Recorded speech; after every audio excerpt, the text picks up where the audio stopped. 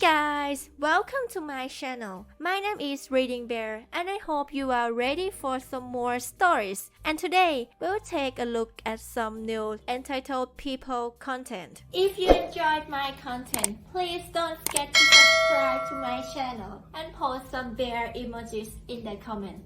And now, let's dive right into the stories. The first story is titled, Karen rips off army vet's prosthetic leg and gives it to her kids. Are you ready? Looking back at my wife, her face was elated. Today was our anniversary, to be exact our 10th year anniversary of our wedding. She was dressed beautifully in a blue dress that fell past her ankles, lightly dragging against the ground with a beautiful pearl necklace. I'd never seen her this happy since our wedding day. She was always beautiful in my eyes, but today, she looked even more beautiful than ever. Our plan was relatively simple to celebrate our anniversary. Spend the day with one another, particularly going to a fancy restaurant. I was spoiling my wife, but I didn't have a problem with going all out for such a special vacation. Before we left for the restaurant, I ensured my leg was connected tightly. I served in the army for over 10 years. My wife and I were married the entire time. When I was deployed to Afghanistan to fight in the war, I lost my leg. I remember it so vividly, the minute I lost it. However, I try my best not to dwell upon the loss, especially on days like this. Nonetheless, we live a life of practicality. I still have work to attend to, working for a writing company where I do have to travel to work in the morning, working a 9 to 5. My wife is rather independent, working her own company that sells handmade soaps and perfumes. We have a dog named Baxter who's a retired military dog. He's a sweet, old pit bull with the best life he could dream of. My wife practically spends all her money on him, buying him the best treats and making sure that when we're away, such as on days like this, he's still living a good life. We were quickly checked into our reservation, our booth being that by a beautiful window with a scenic view. I immediately took notice of the screaming child attempting to be comforted by his mother. She looked as if she sincerely didn't want to be there.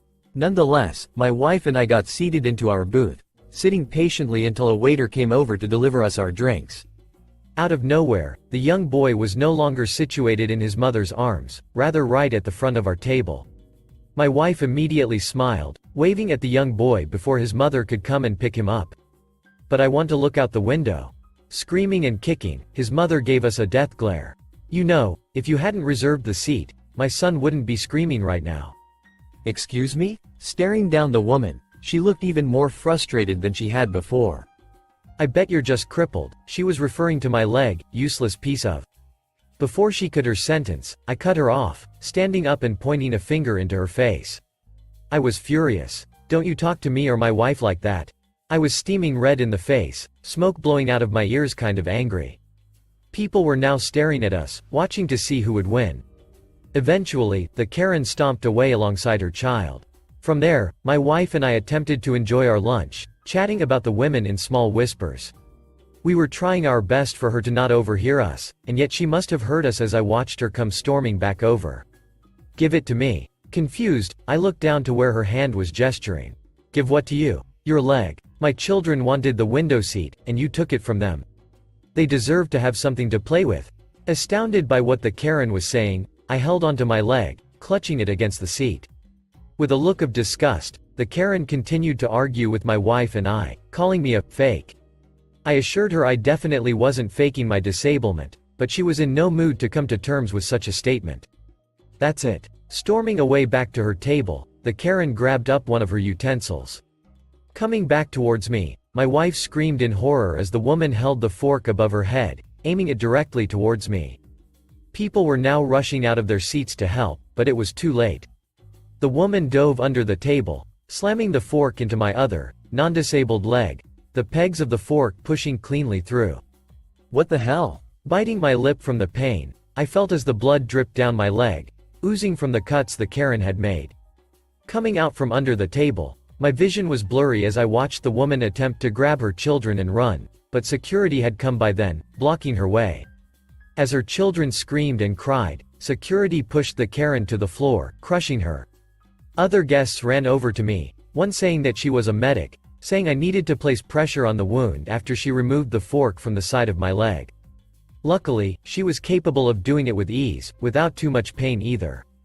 She grabbed a bunch of napkins, placing it against my leg and applying a large amount of pressure against it. Soon, the sound of sirens could be heard in the background. Even as my ears rang, I could hear them. The police and an ambulance arrived soon afterwards, drowning out even the loudest of ringing within my ears. I watched as red and blue lights flashed outside and police rushed inside, an ambulance team taking over and thanking the woman for her help before they could get there. In the end, my wife had to recap what happened for me as I passed out a few times. She explained that the police asked her a lot of questions, thereafter, arresting the Karen, taking away her children in a family member's car. I was taken to the hospital and treated for my wounds. Luckily, the injuries wouldn't affect me long term, but they surely would leave a mark that both my wife and I would remember vividly. In the end, my wife and I found out that the Karen would be serving 2 years, and an extensive amount of community work. The next story is titled, "The city wanted me to take better care of my gardens, so I had them approved by the local Nature Conservation Association." My house is surrounded by 2 gardens, one in the front, facing the street, and one in the back, bordering my neighbor's gardens. When my parents and grandparents moved into our house 26 years ago, they planted a thick hedge around the entire property. They also installed a rose arch over the pathway to our front door, and my grandfather was always busy keeping up the garden, planting, weeding, keeping everything very tidy. My grandfather died in 2002, and after that, the garden was neglected for a few years as my parents were still working and my brother and I were in university school. But then, ca. 2005, my mum read something that we should plant stuff to help the bees, and she took over the gardens, planting lilac, rhododendron, roses, and various berries. Later we decided to also install raised garden beds with various kitchen herbs. My mum is now over 70 years old and has officially given the house over to my brother and me, so that we won't be taxed on inheriting it when she dies. Since then, I've been sporadically taking care of the gardens. I like them in their wild shape with all the birds, bees, bumblebees, and butterflies flying around. In autumn we get hedgehogs, and we've been visited by a fox recently, which send my cats into a panic.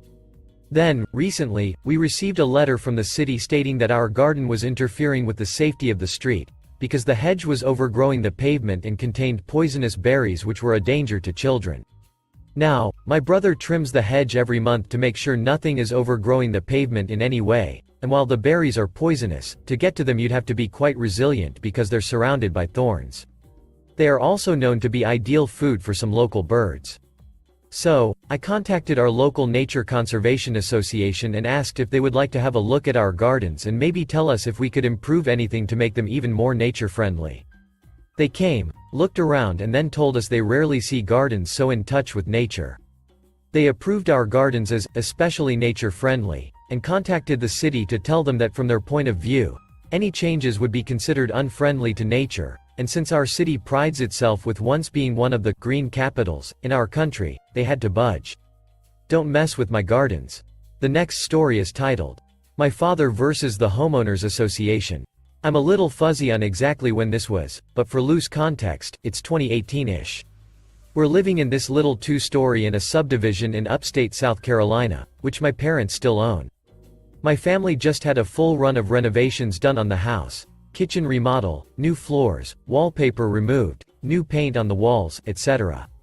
The folks who painted did an especially good job, and since they were a small, local business, they wanted to know if they could put a little sign in our yard for a few days as advertisement, you know, those little plastic-type yard signs, nothing big or fancy. My dad was happy to oblige and showed them where to put it to avoid the sprinkler system. Everything's great. 2 days later, a letter arrives in our mailbox. It's from the HOA, Homeowners Association. According to the bylaws, no signage can be placed in a yard for more than 24 hours. We hadn't been planning to leave it up more than a few days, maybe a week at the most, but to be told that supporting a small business was an eyesore came well out of left field. This is the part where I tell you that my father, despite being a very considerate and respectful man, has something of a problem with authority, especially when that authority is arbitrarily telling him what to do on his own property. First thing he does is pull out his copy of the neighborhood bylaws. He and my mother both look over it, and lo and behold, the quoted passage does indeed state that no signage or similar mode of advertisement is to be displayed in a yard for more than 24 hours. Not one to go down quietly, my father took to combing through the applicable section, looking for any loophole he could find. And he found it in the word, yard. 2 or 3 days after that, one of the ladies who work for the HOA came down to our house to personally ask us to remove the sign. She and my dad stepped out on the front porch and must have been out there for nearly half an hour. I don't think I heard him say anything other than the occasional, or, yes ma'am, until the very end. See, the sign was no longer in our yard, it was in the flower bed. Other parts of the bylaws, even in the cited section, distinguished the flower bed as separate from the yard, and since this particular clause mentioned the yard alone, the flower bed must have been fair game. And he told this, honestly quite nice woman as much, without so much as knitting his brows or raising his voice. The sign stayed in our flower bed, perhaps out of spite, for nearly another month before we finally took it down. The next story is titled, Guests Cannot Spend the Night at My Property. Back when I was in college, I lived in a 2-bedroom apartment with a nice German student. He was a nice guy, and he would often have his friends over. I didn't mind it at all because I just moved to the air and needed new friends anyways. Our landlady though, she was a nightmare.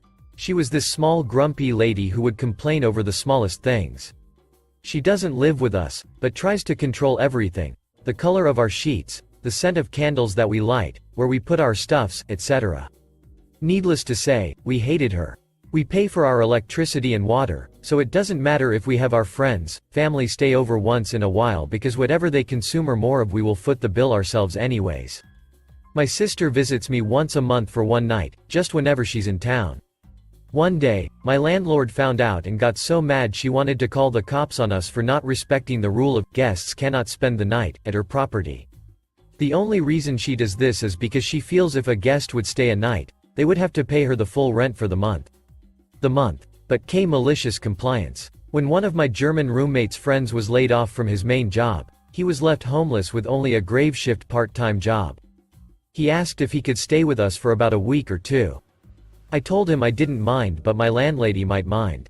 They told me not to worry. And she was fuming when she found out, easily, the day after he decided to stay with us because she checks on us unannounced every other day and has security cameras outside our door. She threatened to call the cops on us again, and all my roommate said was, "But you told us explicitly no one can spend the night at your property. He is never here at night because he's working, so there's no rule broken here." She had nothing to say and left. We could hear her screaming from inside her car that was parked right outside. Edit. I had to pull my copy of the contract out, and we didn't have a specific clause on overnight guests, nor do we have a clause on visits. It did say at the end though that whatever isn't explicitly stated, when questioned, will pivot on California state laws. So, this was totally illegal. My roommate and I were just young, stupid international students who let her get away with it. But it definitely makes for a fun story though. The last story is titled, Security Guard Not at Post. Told to cover and write a report. Okay, TL, doctor. Required to do someone else's job who was never there. Lost the company 6 accounts for doing what I was told. Fired. A few years back I worked as a field supervisor for a security company. I drove patrol at night and had several accounts that I was required to check on and write a report for each night. In addition to this I would check on standing guards at their assigned properties to make sure they were okay. Not sleeping and provide anything they might need. I was given a workload that was nearly impossible to keep up with each night and was always in a hurry. To deal with this I would call a guard as I approached a property that was standing and have them meet me at an assigned location on property. There was one guard who always seemed to take forever to show up for the meeting. Usually, I had to wait up to 30 minutes for the guard to arrive. He always explained that he was busy when I called him. I noted this in my patrol reports to management to explain why I spent half an hour at a property I was not monitoring. I never received any feedback on this. So, I began showing up at this property unannounced and would search for the guard to see what he was doing. After several times of not finding the guard on property and always finding the property in almost chaos. Nothing locked up, huge pool parties after hours, cars lining the fire lanes, etc. I had a meeting with management to explain the situation. The manager was upset that I would even suggest that the guard was not there. I was told that if I found something that needed to be addressed when I arrived then just take care of it myself and write a report for the property. The next night I arrived and as usual could not find the guard.